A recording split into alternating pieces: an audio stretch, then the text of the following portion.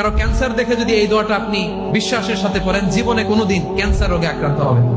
দুর্ঘটনা দেখে যদি পড়েন, ওই দুর্ঘটনা আপনাকে স্পর্শ করবে না। যে কোনো কারো বিপদ দেখে যদি কোনো বিশ্বাসী বান্দা এই দোয়া পড়ে, বিশ্বনবী বলেন লাম ইউসিবহু যালিকাল বালা, ওই বিপদ তাকে আর ধরবে না।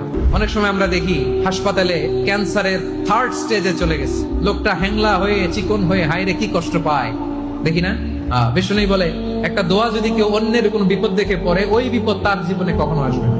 অনেক সময় হয় যে আমরা মহাসড়ক দিয়ে যখন চড়ি, দুর্ঘটনায় আইরে আল্লাহ, দুর্ঘটনায় মানুষের মাথা একদিকে দেহ আরেকদিকে, এরকম হয় না?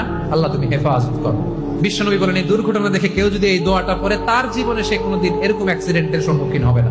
শুনবেন, বিশ্বনবী বলেন অন্যের বিপদ দেখে কেউ যদি পড়ে আলহামদুলিল্লাহিল্লাযী আফানি মিম্মা বাতালাকা বিহি ওয়া ফাদ্দালানি আলা কাসীরিন মিম্মান খালাকা তাফদীলা, মানে প্রশংসা সে আল্লাহর যে আল্লাহ তাআলা তোমাকে যেই জিনিস দিয়ে পরীক্ষা করেছে